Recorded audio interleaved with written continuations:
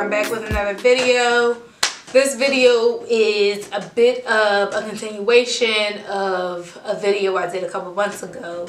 So a couple months ago, I spoke about my struggles with infertility and how I wasn't sure if, well, actually in the video I said that I didn't think that I was going to move forward with IVF anytime soon. Fast forward a couple months later, I decided to move forward with the decision to do IVF. You know, and there were a couple of factors that influenced my decision. So I kind of just wanted to give an update on where I am and the kind of things that I've been going through and what's next for me. So over the last couple of months, I've been getting a bunch of tests done. You know, MRIs, which was a very emotional process. I got an MRI, I got, what is the name of that test called? Good Lord. Yeah, so I got this histogram at like an imaging center. And I ran into this pregnant woman on my way out. And you know, during the time of the interaction, I almost felt like God was playing like a cruel joke on me. Almost, just because there's this pregnant woman who was at the imaging center. She was waiting for her ride and she had just got an ultrasound and she had it in her hand and she was big pregnant. And you know, I usually have my makeup done for the most part, and she stopped me and she was just like, "Oh my God, you are so beautiful and I wish that I looked like that," and da da da. And she was like, you know, she came across slightly envious of the way I looked, and it was just almost ironic because it's hard to judge a book by its cover. Little did she know I had just experienced something that had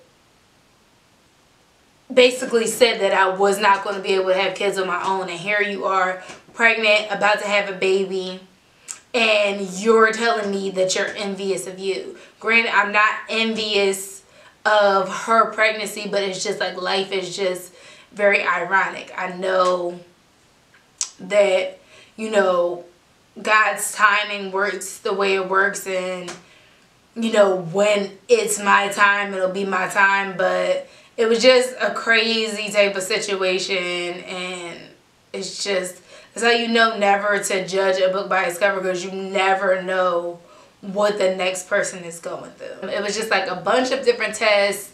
When they did this on a histogram, they saw that there was a small polyp on my uterus. So then 2 weeks ago, I had to have surgery to remove that, and so that was a whole experience within itself. It was quick, but it's just been like a lot leading up to it. So, you know, getting all of these tests and like trying to get to the bottom of what's been going on has been an emotional roller coaster, to say the least.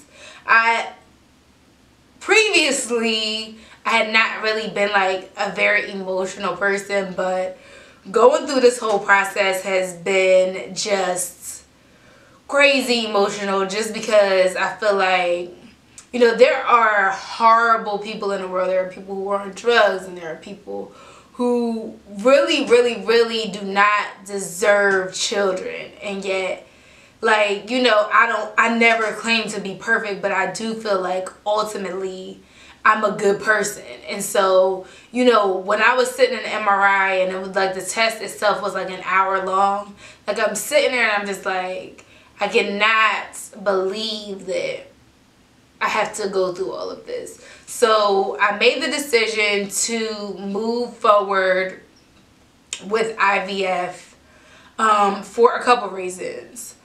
Number one, obviously, I want kids. You know, I'll be 29 in 2 months, and you know, obviously I want kids. I'm getting older, and like, you know, it's about that time. And you know, unfortunately, although I am young to the rest of the world, in the fertility world, the clock starts ticking after 30. So, you know, that was kind of one of the factors that went into me deciding to move forward with IVF now. Your chances are higher when you're younger than 30, so I just wanted to start the process now. Also, you know, it's just, like I said, that's the only word really that I could use to describe it, is emotional. It's just a lot that's involved in it. And, you know, similar to how I preach in my surgery videos about when you're making a decision such as this, you have to make that decision for you and for nobody else. Believe me that making this decision was not easy. And, you know, I'm not going to lie and say that I did not think about the judgment of others when it came to being unmarried and going through a process this involved. And, you know, part of the that was part of my apprehension about doing it, was the fact that I'm not married, not even engaged, and I'm about to deliberately go through a process to have children. And, you know, nothing in life is certain, but, you know, I've always thought that I would have been married, or at least like making a decision this huge. I would have thought that I would have been married. But the reason that I decided to move forward with it without being married is because this is a real fear of mine, to hold somebody up from a goal of theirs, or hold somebody up from something that has always been a dream of theirs. If I wasn't in a relationship, and let's say I was dating somebody new and they were perfect, we were getting along great, and I wasn't in the predicament that I am, and they said to me, oh, I can't have kids, that would be something that would make me rethink being with somebody. Because wanting kids is something that's really not compromising. Yes, the right person can make you compromise on that, but I feel like deep down you'll always have like that little bit of, a little twinge of something that wants to be a parent, because that's something that you wanted. And I never wanted to be the one who held my boyfriend up because I cannot have kids. The thing about it is that there's no guarantee that IVF will work, and obviously everything happens in God's timing. And, you know, I would love, and I believe that it'll happen first time around, but there's no guarantee. And there's no guarantee, like, you know, Gabrielle Union has told the story of how she's had 8 or 9 failed IVF cycles, and granted she's older, but there's no guarantee that it will work. So ultimately, I wouldn't want to set my marriage up to be doomed to fail from the beginning. I feel like that's something that can break a relationship, and I just want to kind of get over that hurdle before I say I want to be with you forever. So yeah, that was probably like my biggest fear about going through the situation. I mean, going through with IVF, but, you know, that's the reason that I just decided that it's time. And also because I live in the state of New Jersey, IVF is covered by my insurance. Well, not because I live in the state of New Jersey, because my job is based in the state of New Jersey.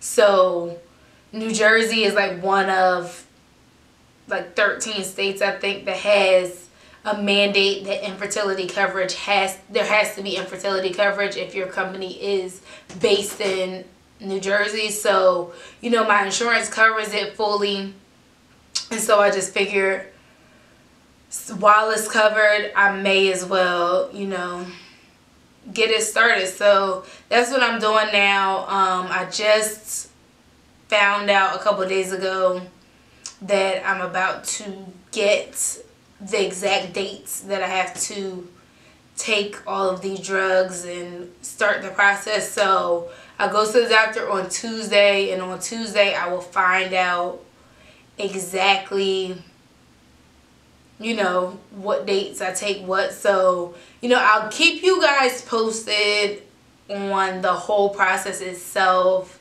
I know it's going to be a lot, and I know it's nothing that I can't handle though. So yeah, I'm excited, I'm nervous, but yeah, I just wanted to share with you guys that I'm moving forward, and I'll kind of just, you know, vlog my journey. And you know, as always, I like to keep it 100 and just let y'all know what's going on. So yeah, in the meantime, I'm working on my snapback. You know, been in the gym heavy again, trying to get myself together. Trying to live like a healthier life. So, you know, yeah, I will keep you guys posted on what's to come. And as always, if you like this video, please press the like button. I can't talk today. Please press the like button, comment below, share the video, subscribe, and I will keep you guys posted with what's happening, and I'll see you in the next video.